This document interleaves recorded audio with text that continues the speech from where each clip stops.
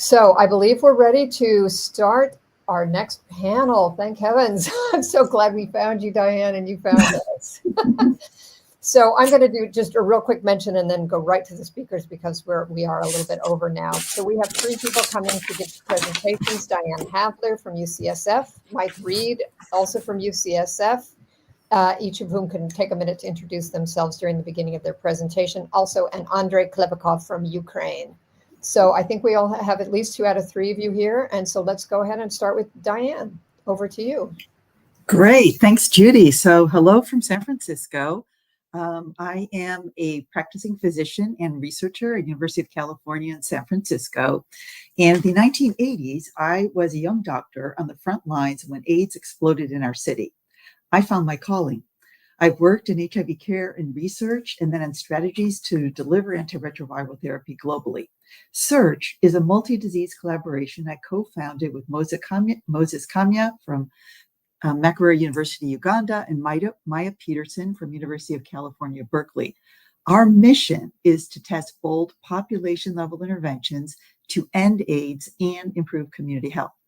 Today, I am going to share research that shows that integrating HIV care delivery with other chronic diseases, such as hypertension, improves outcomes for both diseases and improves overall community health. Okay, trying to advance to my next slide, team. Oh, okay.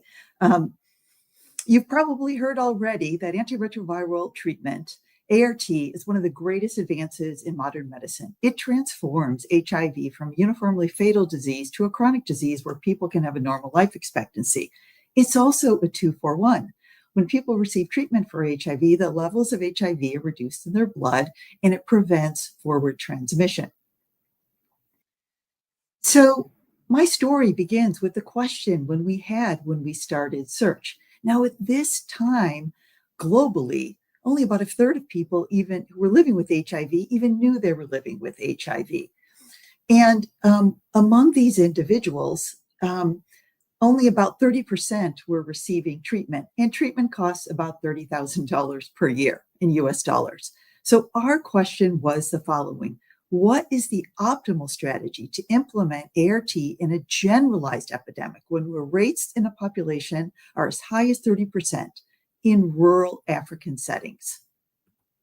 Next slide.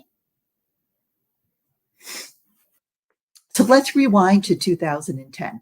The current thinking, which is the graph on the left, which shows cost effective, this was published in Science, a very prestigious journal, was that ART was at the bottom of the pack when we look at cost effectiveness. You may say, how is this possible? We said, how is this possible? Understandably, at the top were things like malaria bed nets. And what this led to, it was so expensive, the thinking was, and not very cost effective, that we would need to ration antiretroviral therapy. And what we would need to do is wait until persons are severely ill until we started the therapy and rescue them. Kind of, if you saw in the last slide, this Lazarus effect. This cartoon on the right side shows a natural history of AIDS, where people living with HIV were at the beginning, people feel fine. They're in the green zone. Then unfortunately, over a period, if left untreated, of about 10 years, people get sicker and sicker. And by the time that they're in the red zone, they get opportunistic or infections that are fatal and terrible cancers. Next slide. So this is how the world was thinking of it. We had a different view. You can go back to the last slide. Our view was to find people in the green zone and treat them. In other words, early diagnosis and treatment. And policymakers care about cost and cost effectiveness. And we knew what we needed to do was to show the broader socioeconomic benefits. Next slide.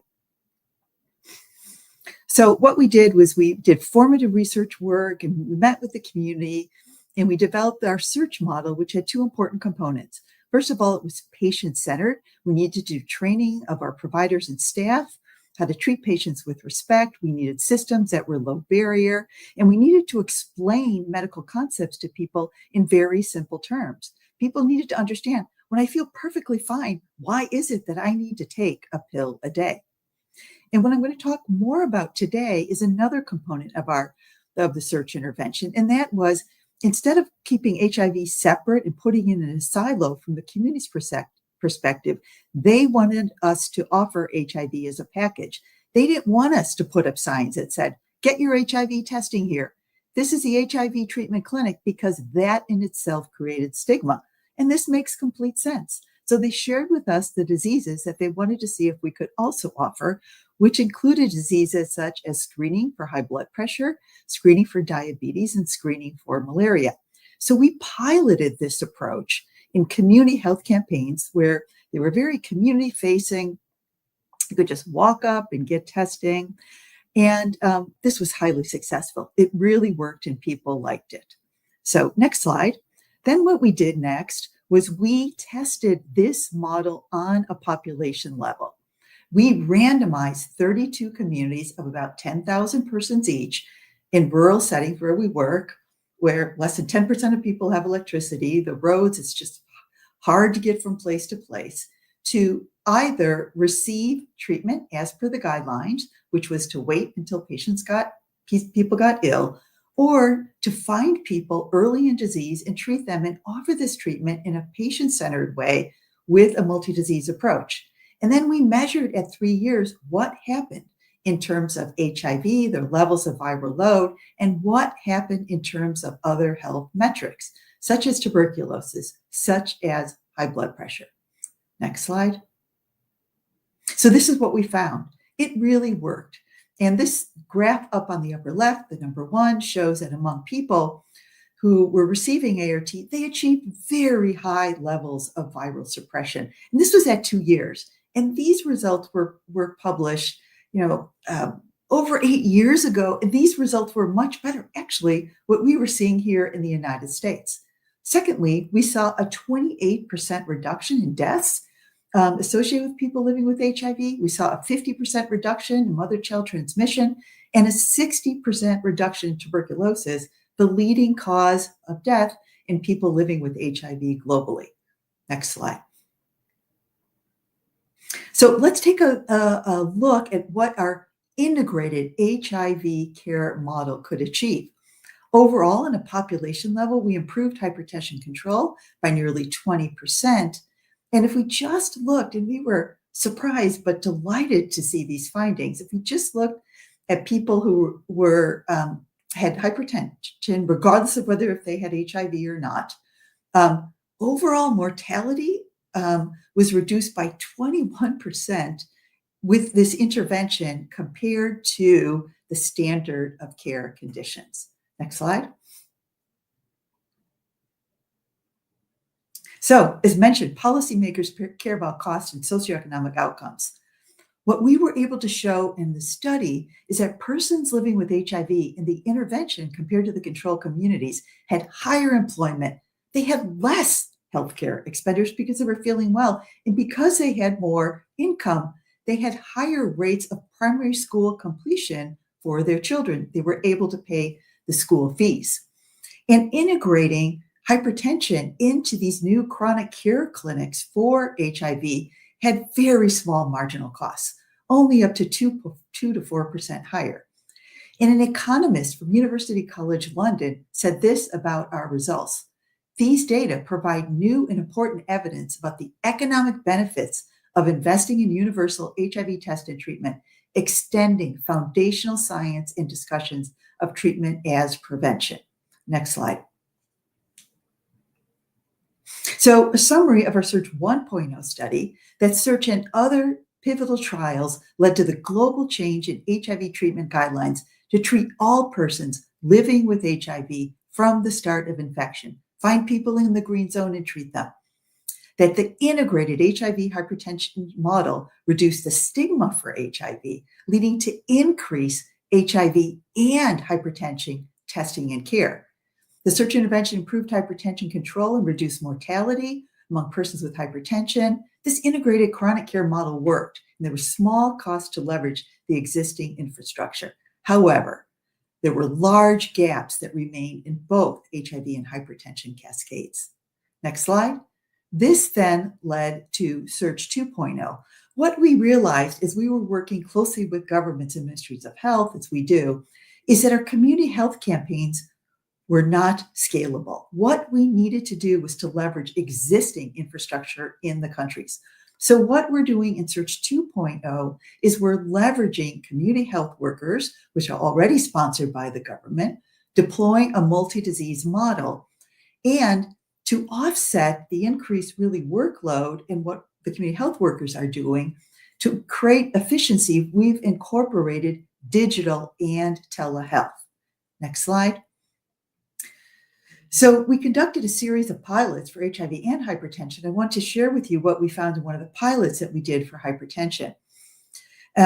We looked at people who had severe hypertension because we knew that they had the highest risk for short-term mortality. And when people have severe high blood pressure, they need to see the provider multiple times in order to get their blood pressure under control. And this requires frequent clinic visits. But this is really burdensome when people live in rural areas where they have to travel long distance and the roads are not good. So what we did was we randomized people with severe hypertension to either the standard of care, which is to go to multiple clinic visits, or to have a baseline clinic visit to get a regimen started, and then to have follow-up visits with telehealth enabled by the community health workers. Now, the community health workers are not making medical decisions. What they're doing is they're enabling this telehealth visit and also having the meds at hand to adjust the treatments. And what we found in this pilot study of 200 people, that after 48 weeks, that blood pressure control in these people with severe hypertension, we achieved 86% with our intervention compared to 44% in the standard clinic-based arm. Next slide. So now we're testing this on a population level in the community, where community health workers have apps that list the individuals that they're seeing on a daily basis, who needs follow-up, who needs to have meds dropped off, who hasn't showed up to their visits. We trained 200 community health workers for offering status-neutral care for HIV and hypertension using this digital app technology. Next slide. So what I want to share with you is some early data. Next slide. Whoops, if you can go back to the last slide.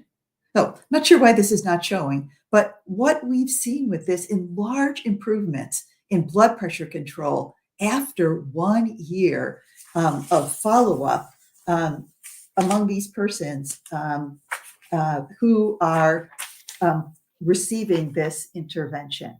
So what we've seen is that whereas about at baseline, about 15% of people in a population had uncontrolled hypertension, only 6% after 1 year. And this is very exciting results. Next slide. So we've also modeled what's the cost effectiveness of leveraging existing HIV primary health systems and community health workers for hypertension screening and treatment in Africa, using real world data that we have generated. And what this model shows is that population level screening by existing community health workers would substantially improve hypertension diagnosis, treatment, and control, leading to population level reduction in heart attacks, strokes, and cardiovascular disease related mortality. And this was cost effective in our modeling in 74% of scenarios. Next slide. So this is a summary on what's next. Is that integrated HIV and hypertension care, leveraging existing community health workers in rural areas enabled with digital technology, is feasible and can improve blood pressure control on a population level. Models predict this integrated care will reduce cardiovascular diseases and deaths. The World Health Organization now recommends this integrated care model based on our data and other data.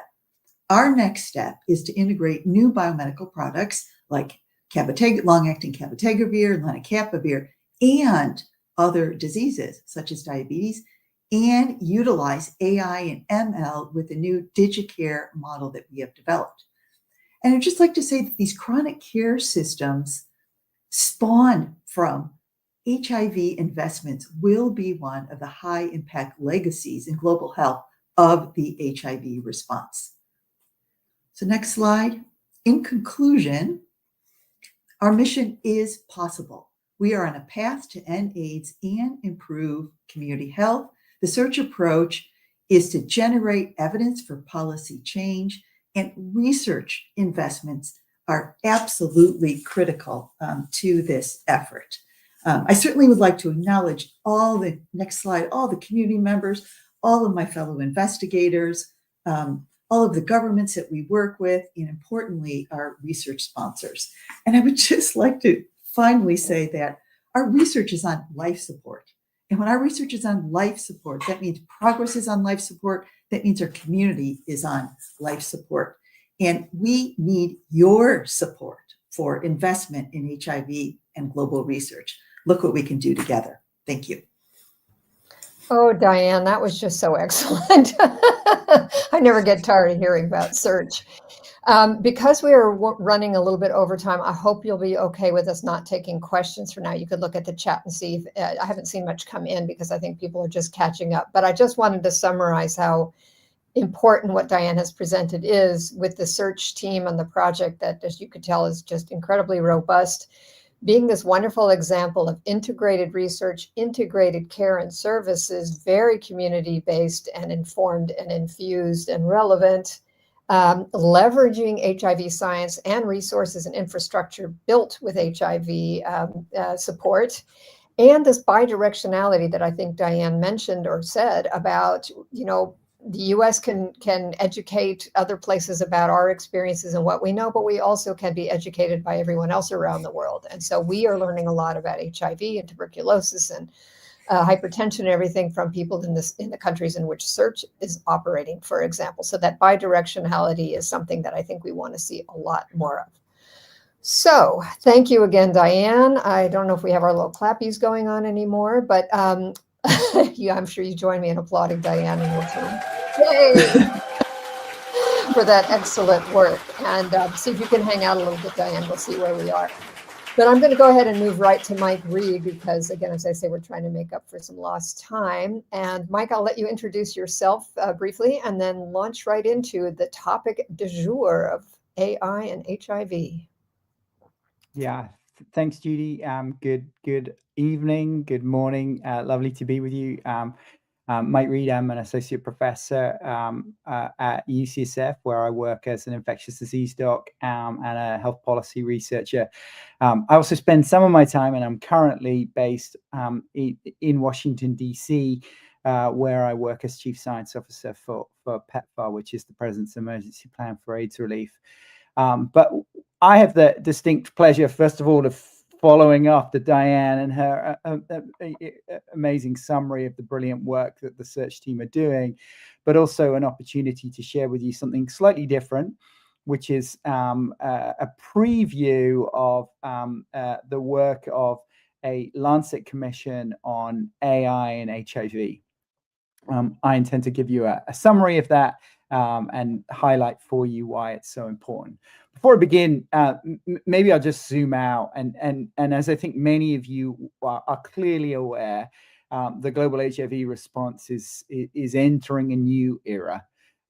Contracting donor financial support, the imperative for greater country ownership, the need to find new, more efficient models of service delivery are all impacting how HIV services are delivered, particularly in low and middle income countries where donor resources have been such an important driver of the HIV response over the last 20 years. And in that context, there's a lot of breathless excitement around how artificial intelligence might be able to help us innovate, discover new ways of service delivery, optimize scarce resources, and allow us to sustain the gains even as donor support dwindles. And I think some of that optimism is grounded on a great deal of exciting developments that many of you have seen unfolding over the last months and a few short years as AI is being increasingly applied across the health landscape. And I'll just highlight a few of the ways in which AI is being used right now to advance health outcomes. Many of these will be familiar to you all, but we're using it already to optimize and predict where emerging infectious disease threats are most likely to arise. We're even using algorithms to predict and detect what different coughs might connote, with the idea that maybe AI can help us diagnose tuberculosis earlier based off of how the acoustic sound of a TB-related cough would be different from other etiologies of cough. Also, applications in drug discovery. Just recently we heard about In Silica developing a brand new drug to treat pulmonary fibrosis, after having identified the drug through the use of AI tools to predict and identify optimal molecular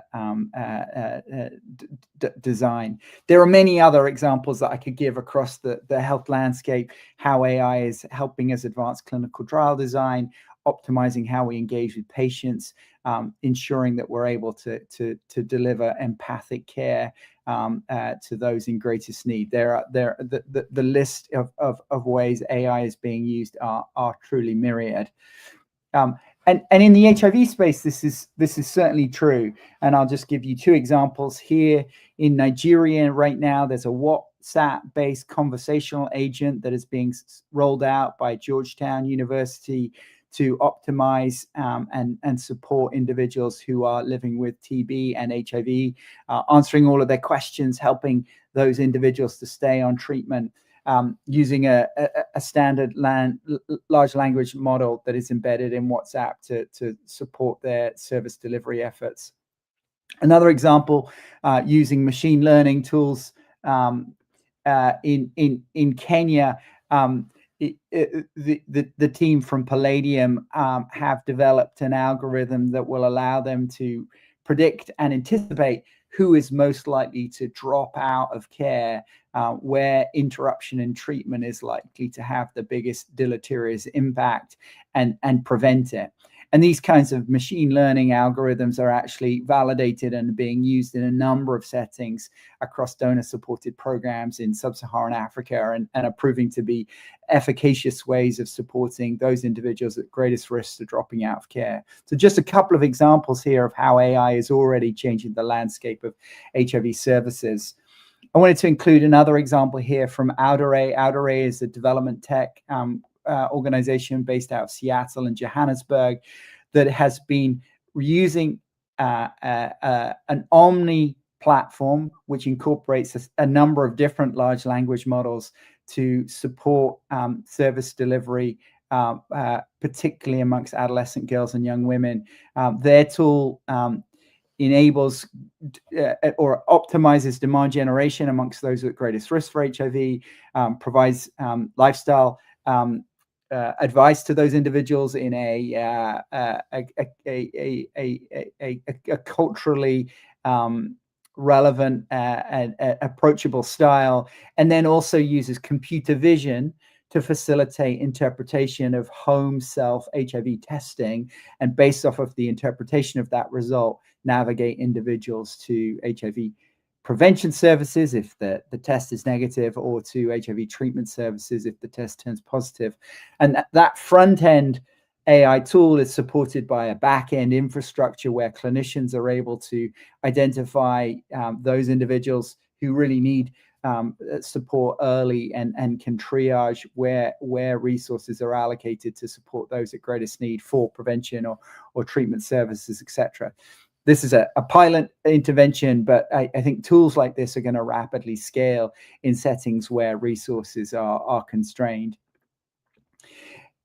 I am sure over the course of the last 14 hours, there has been some discussion around the transformative potential of lenacapavir for preventing HIV. As many of you will know, it's a potentially groundbreaking innovation, affording incredibly high levels of efficacy in adolescent and girls and young women, based off the publication that was published in New England Journal late last year.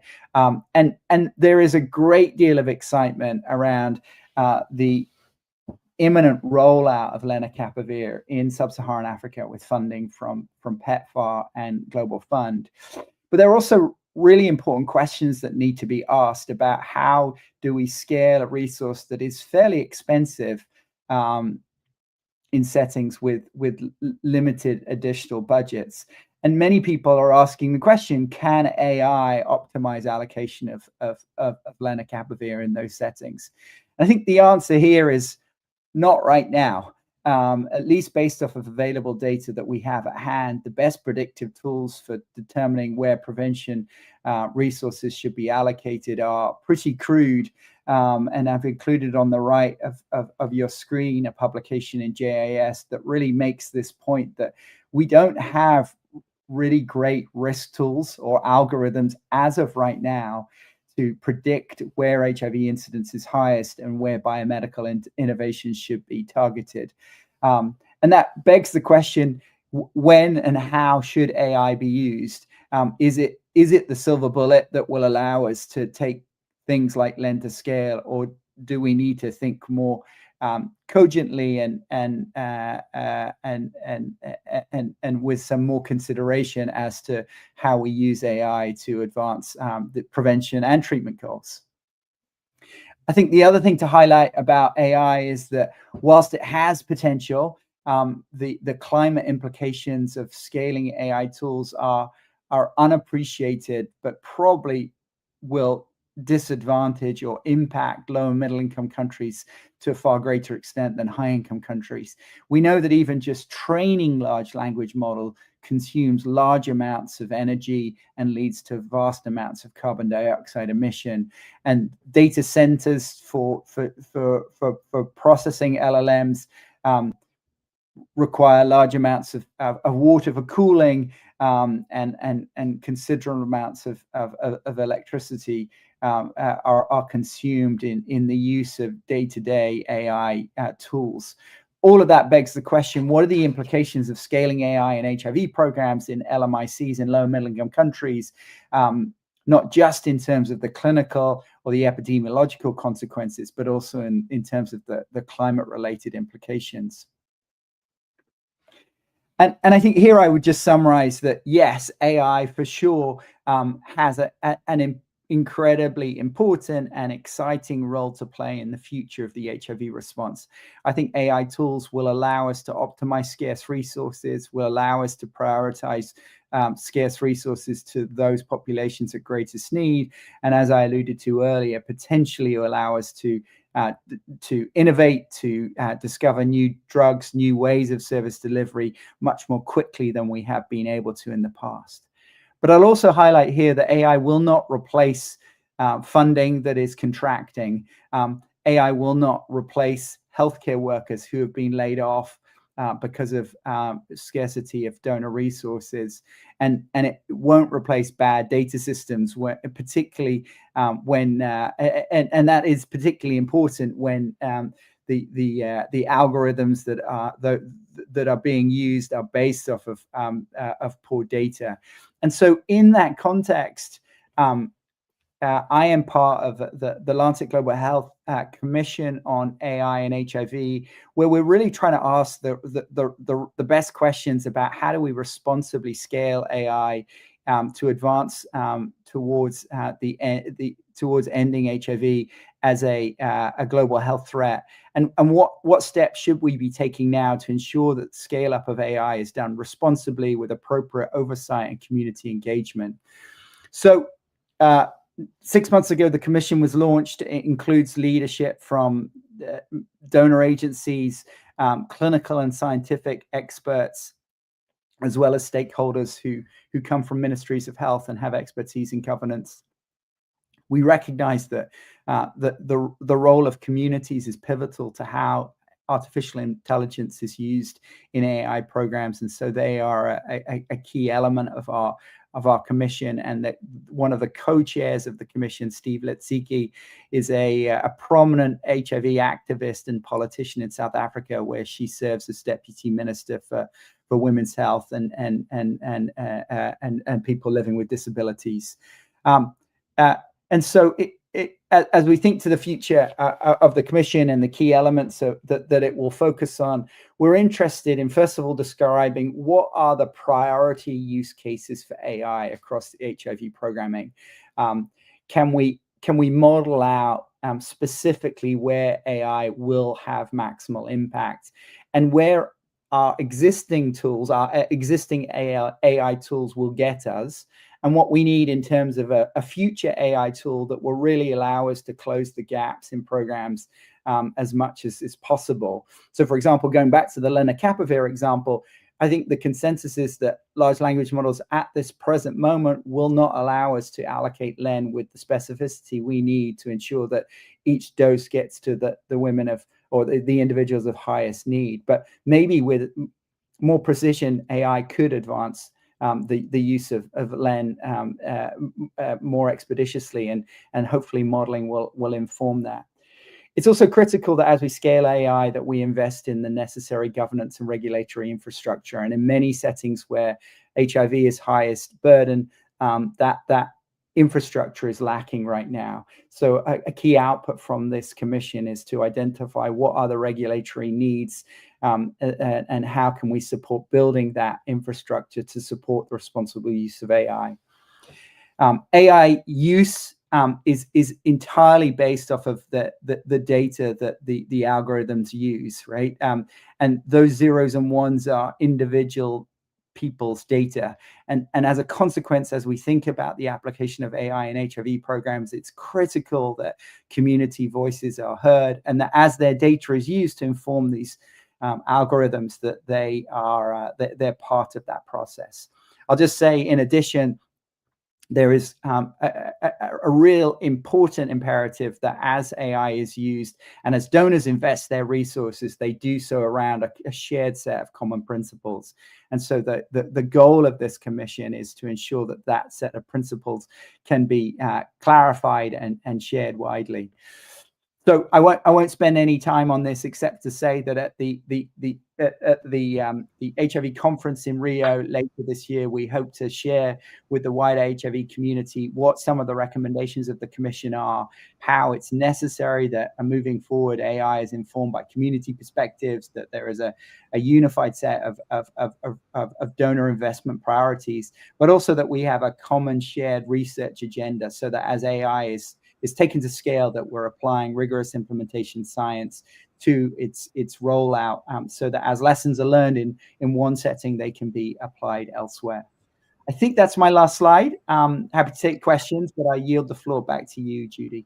Thank you, Mike. That was perfect. And I'm afraid the same situation with Diane. We're trying to make up for lost time. I really beg your indulgence on that. We are going to have lots of follow-ons, and we're going to, put the videos out and stuff like that. So we'll have opportunities. Just, what everybody thinks, and you've probably heard all the concerns. We have one in the chat about, how reliable our AI. Of course, it's variable. This we know. And so really highlighting, as you have, and as the commission, is the social, legal, ethical, human issues in all this, particularly around care. People thinking this isn't appropriate to substitute for human interaction, but some people would say, well, the humans aren't so great either. So I appreciate you laying a lot of that out for us. So thank you very much, Mike. And again, sorry to have to kind of rush through this. We are trying to make up a little lost time. So finally, for this hour, we have the wonderful Andriy Klepikov from Ukraine. Oh my gosh, Andriy is my hero. And you did everything you could to be here, including some more additional technical difficulties. So you get the major round of applause from all of us. And Andriy is working in obviously a very conflict environment. And I expect him to talk, passionately about delivering HIV and other health and human services to people in this just horrendous setting that the people of Ukraine are experiencing. So Andriy, love you. Back over to you. Thank you so much, Judy. It's really a pleasure and honor to take part at the marathon. Really, we need to apply all efforts to support continuation and expanding HIV research and scientific work. So bringing you perspective from Ukraine. I would try to be brief. So, well, the major impact the war had is on the move of people. So it's the largest move since Second World War in Europe, with 15 million moved, forced to move by circumstances and war out of their homes abroad, and also as internally displaced people. Abroad, mainly to neighboring countries of Western Europe, Poland, Germany, and others, but of course across the Atlantic as well, to US and Canada. So it's a huge move, including move of people living with HIV, with drug dependency. And thinking about this group of people, migrant, the entire region of Eastern Europe provides two different perspectives. Ukrainians were lucky to be accepted as war refugees in countries like Georgia, countries of European Union, Georgia, Moldova, with open policy framework adjusted and provided the ability to continue services. And for another story with migrants from Central Asia moving to Russia, for example, the HIV status is hidden by them because of the risk of deportation. So this is an example how important policies of recipient countries are. It's very critical lessons from a continuation of HIV services among migrants. Well, focusing on Ukraine, I'm proud to say that we managed to keep epidemic under control. You see on the left graph that number of positive cases among 100,000 people tested is declining. Absolute figures are declining as well, but for multiple reasons, including less population on the controlled territories. Overall, cascade figures also didn't negatively impacted by the war. And on the right, you see the coverage by services of key populations. And actually, the largest increase in terms of percentage is among transgender people, because during the war, their vulnerability increased. And those who cope themselves in a peaceful time require additional support from civil society and case managers, and kind of to find help with referral to friendly endocrinologists and other services. On the bottom, it's a demonstration of resilience. So it's a program of providing opioid substitution therapy, and you see the drop when the war started, but then program continued to run and expand. Overall damage on the health system is enormous. So you see the figures, and in order to address this, so the major adaptations, the major challenges are from being statical to being mobile, being digital, in addition to just face-to-face services, well, with a reference to previous presentation too. And of course, being person-centered, because people have multiple needs, humanitarian needs, first of all, during the war. If someone is starving, I cannot reply, sorry, I have only condom for you. I need to find a way to provide relevant support, including food, warm clothes, etc. So for war refugees, we established from the first days of war Help Now services, providing distant support and telemedicine in war refugees, Ukrainian war refugees in over 50 countries. This is example of mobile service provision, and you see how that it's covered all territory of Ukraine, and in case of HIV finding, it demonstrated the highest yield, 4.4% in identification of positive cases. Well, We try, where it's relevant, to integrate HIV with a wider primary health care, because there are no hospitals and nurses and doctors there. So with the mobile units equipped also with like ultrasound, portable X-ray, gene experts. So we do with a team of 2 or 3 vans, specially equipped, going to remote location. For now, over 350 providing services, sometimes doctors wearing and working in a bulletproof vest, as you see, sometimes accompanied even by the military to block drones attack, Russian drones attacks. So digital innovations are very important, including AI-based. We developed AI-based digital consultant, digital social worker, but not really to replace a human, but rather, say, to have it as an additional assistance. In Ukraine, we have air raid sirens, we have attacks where medical facilities stop functioning, but people still require advice and support. So this is an example how in the subway, in the metro station, people are hiding during air raid sirens and during attack, drone and rocket attack, missile attack. So they use this also to receive advice. And now we have over 100,000 unique services provided, linked to delivery, for example, of commodities like self-test or syringes and needles, lubricants, etc. So during the war, it was also very important to support critical needs like a safe space, sheltering, and especially for people not 100% accepted in a kind of regular settings, like for LGBTQ community. Sometimes they face discrimination in the regular shelters. So in order to provide safe space, we supported also these services. Another thing, innovation. So during the war, we actually started a pilot with KBLA, long-acting PrEP, in 2 locations, and now expanded it to Chernihiv, to another one closely to the front line.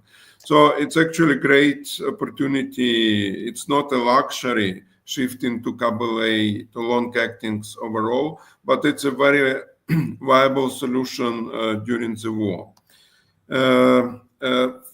Well, moving to the final part, just would like to make reference to several studies we do, like on substance use among displaced population, and it's became so it's just a preliminary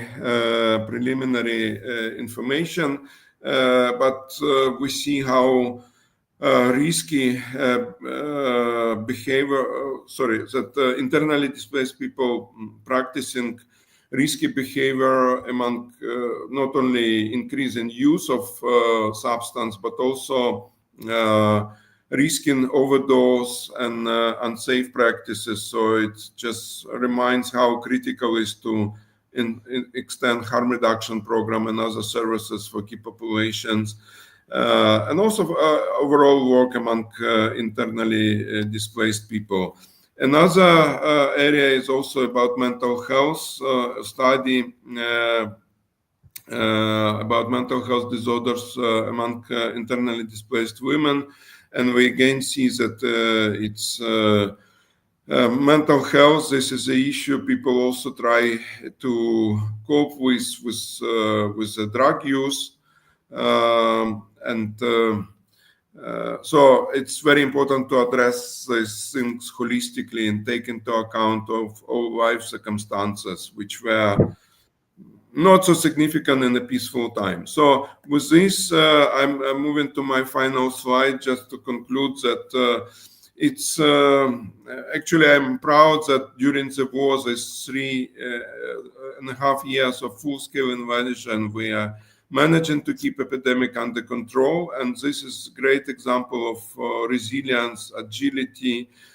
Success factors include, of course, collaboration among all stakeholders, but